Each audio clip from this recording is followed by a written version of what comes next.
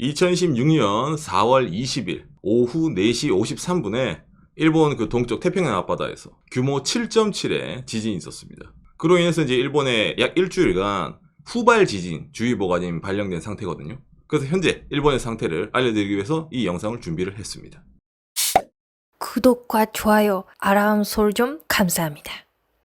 일본 동쪽 앞바다에서 발생한 지진에 대해서 라는 내용인데, 저도 이제 집에 있었는데 집에서 이제 제가 이제 일 끝나고 좀 이제 낮잠 좀 자려고 딱 누워 있었는데 갑자기 휴대폰에서 이제 오잉 오잉 오잉 오잉 이래가지고 이제 긴급 지진의 속보가 딱 떠가지고 예, 그래서 이제 TV를 이제 딱 키니까 이제 TV에서 있잖아요. 바로 이제 아나운서가 딱 나와가지고 이제 일본에 꽤 좀 넓은 범위 내에서 이번 지진이 발생해가지고 그것 때문에 좀 이제 각종 속보 있잖아요. 예, 지금 어떻게 하세요 이런 식으로 막 뉴스가 나오더라고요.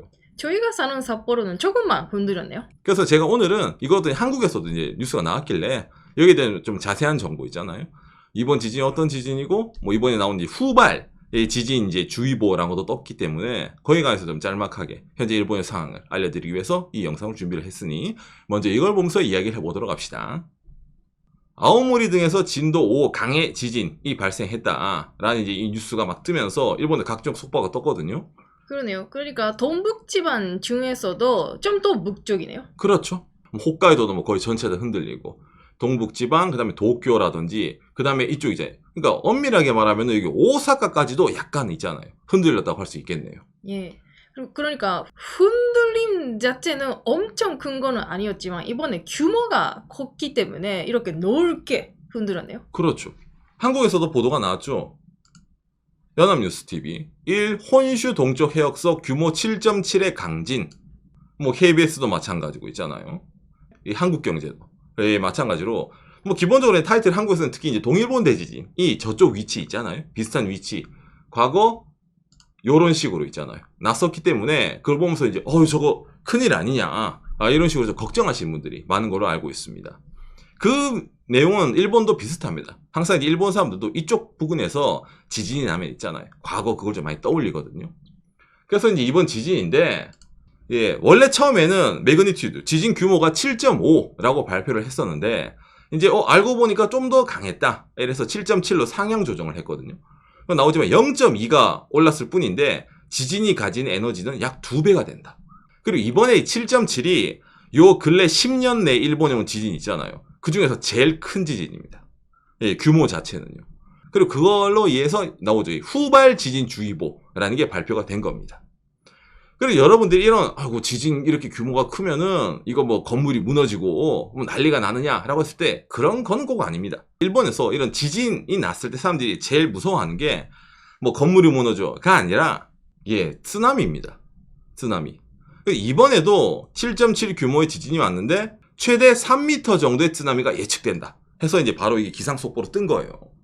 이번에 진도 자체는 최고 진도가 5강이었기 때문에 그걸로 건물 엄청 무너졌다. 그런 피해는 거의 없었는데 이번에 쓰나미 때문에. 그렇죠. 예, 사람들이 좀 이제 난리가 난 거죠. 당장에 이게 일본 스마트폰을 당시에 딱 보면은 제가 캡처를 해놨는데 이게 일본 야후의 메인 페이지입니다. 쓰나미 경보 발표 중, 그 다음에 뭐 밑에 범위에서는 지금 당장 대피하세요. 이런 식으로 있잖아요. 공포심을 심어줘가지고 바로바로 부근 해당된 분들은 도망치세요 이러죠. 이런 식으로 계속 이제 언론 보도가 나오는 거죠. 예, 동일본 대지진 이후는 이렇게 조금 크게 보도도 합니다. 그리고 이제 이런 걸 보도하면서 뉴스에서 아나운서가 말을 세게 한다고 해야 되나요? 지금 당장 도망쳐라 이런 거죠. 지금 내 말을 뉴스를 보지 말고 이 말이 들렸다면 바로 이제 이 부근에 있는 사람들 있잖아요. 예, 좀 높은 데로 올라간다든지 바닷가에서 대피해라. 이런 식으로 어느 뉴스 방송을 보더라도 요즘은 있잖아요. 좀 강력하게 얘기하는 추세입니다. 자, 그래서 이제 이렇게 발표가 났는데 홍두 기자가 그래도 옥상이 3m면은 그래봤자 그지? 얼마나 높겠어. 혹시 이렇게 생각하시는 분 안 계십니까? 이 쓰나미의 3m는 우리가 생각하는 거랑 다르게 상당히 높습니다. 이 3m의 쓰나미는 빌딩의 1층분에 해당하는 높이인데 그 높이가 그냥 왔다가 나가는 게 아니라 이런 식으로 그냥 밀고 들어오는 거예요. 이걸 얕보면은 큰일 난다 라는 게 있습니다. 3m는 자기 키보다 높잖아요. 그러니까 조금 무섭게 느끼는 분도 있을지 모르겠는데 이 그림 보시면 1m 그리고 50cm, 30cm 그거도 은근히 무서운 겁니다. 나오죠. 30cm 정도에서도 서 있을 수가 없습니다. 그렇기 때문에 기본적으로 쓰나미가 온다 이러면은 이유 불문하고 있잖아요. 예, 도망치는 게 제일 나은 선택이거든요. 예. 그래서 이제 이번에 결과적으로 어떻게 나왔냐? 방송을 하는 오늘이 이제 4월 21일인데 쓰나미 주의보는 다 해제가 됐습니다. 결과적으로 보니까 80cm 정도의 쓰나미가 왔다. 아이 그래도 뭐 3m 했는데 80cm면 적은 거네 라고 생각하는 게 아니라 아까 보여드린 것처럼 80cm를 하더라도 아이 그거 도망 안 치고 있다가 그러면 사람이 쓸려가는 거예요. 큰일 나는 겁니다. 예. 그러니까 일단 쓰나미 뭐 주의보 경보 발표났다 무조건 도망쳐야 된다 라는 건 맞다는 거죠. 항상 일본은 여러분 이런 식으로 좀 큰 지진이 나면은 어디가 제일 난리가 날 것 같습니까? 그렇죠. 바로 이 SNS가 난리가 납니다. 가짜 뉴스, 페이크 뉴스 이런 거 하면 일본에서 여러분 사람들이 많이 공포에 휩싸이는 게 좀 있습니다. 아까 말한 것처럼 저기 있잖아요. 과거 동일본 대지진이랑 좀 비슷한 위치 거기다 규모도 크다 보니까 확인 안 된 정보로 흔히 말하는 음모론 같은 거를 설파하는 친구들이 많아요. 근데 그런 친구들이 예를 들어 좀 이상한 거랑 엮거든요. 예를 들어 뭐 이거는 뭐 대지진의 전조다 이런 건 뭐 기본적인 거고 예를 들어서 여러분 일본은 저희 규슈 쪽에 사쿠라지마라고 활화산이 있습니다. 이 화산은 거의 맨날 첫날 터져요. 여기는. 이것도 이제 최근에 이런 식으로 뭐 이제 용암도 나오고 있잖아요. 폭발하고 그랬거든요. 이게 당장에 지난 일요일 4월 19일입니다.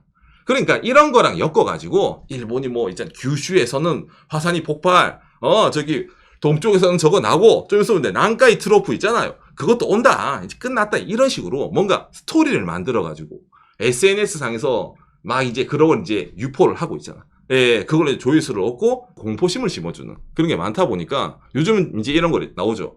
과학적 근거가 없는 진위불면의 정보 여기에 대해서 좀 이제 강렬하게 있잖아요. 좀 이제 제재를 가한다라는 게 좀 있습니다.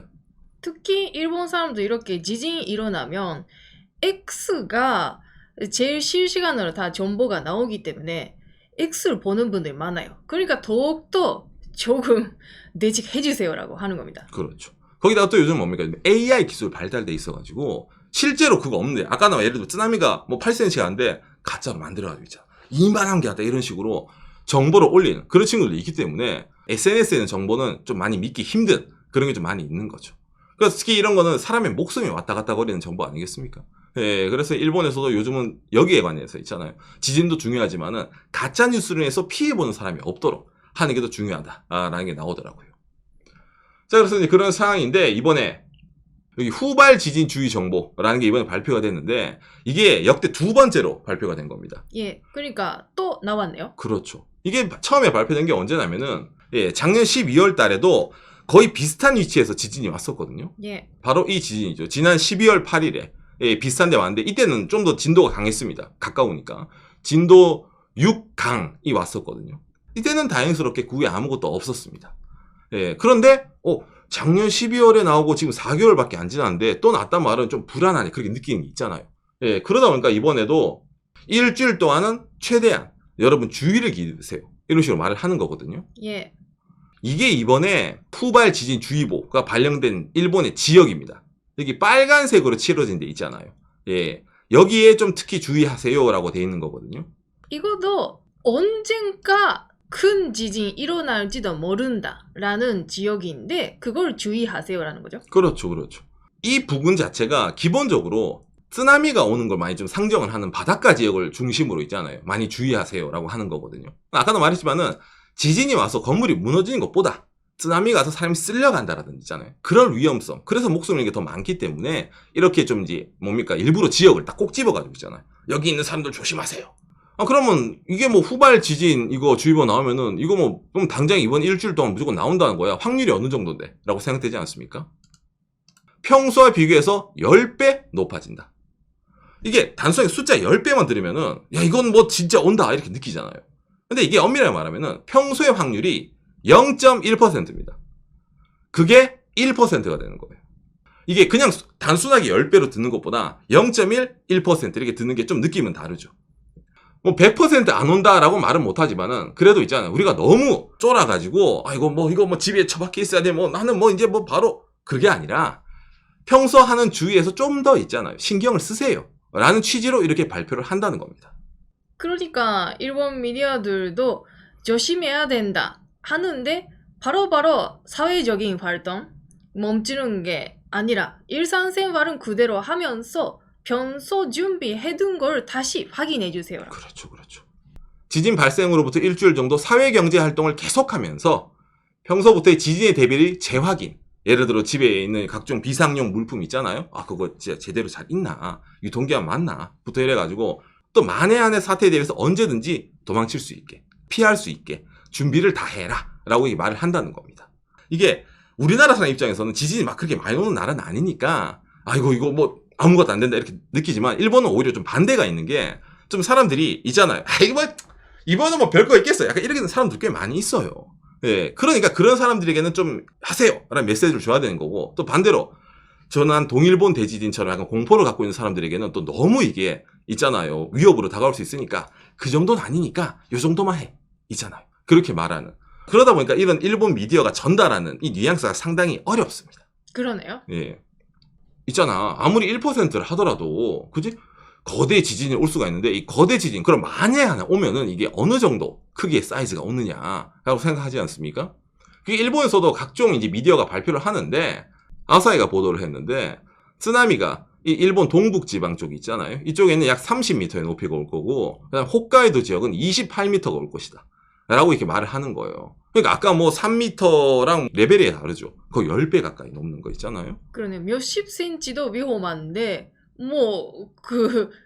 엄청나네요. 그렇죠.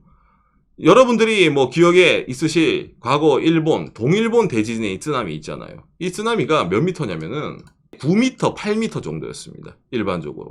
그러다 보니까 그거의 3배 이상이 올 수도 있는 거기 때문에 바닷가가 보이는 쪽 무조건 도망을 쳐야 된다. 아까 말한 거 있잖아요. 쓰나미 경보가 나오면은.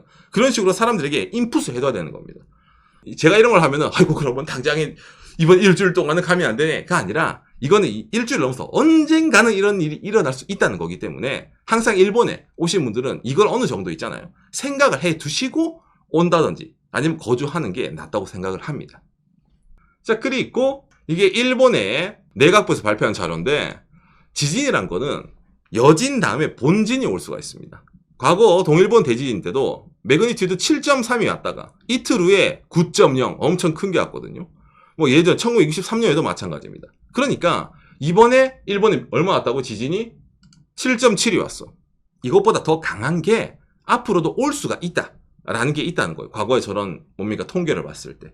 그러니까 더 주의를 하세요 라고 말하는 게 있다는 겁니다.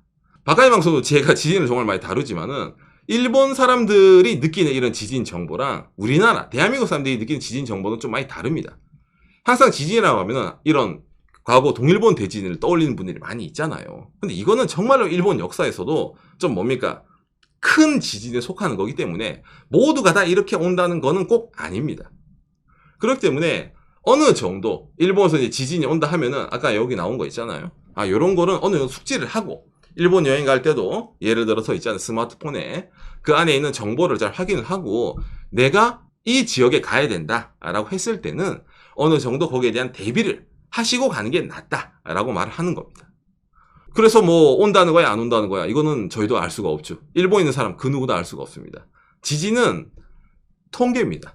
대충 과거에도 그랬으니까 앞으로도 그럴 것 같다라는 것에 기반을 해서 이번에도 후발 지진 주의보라는 걸 발표를 하는 거거든요.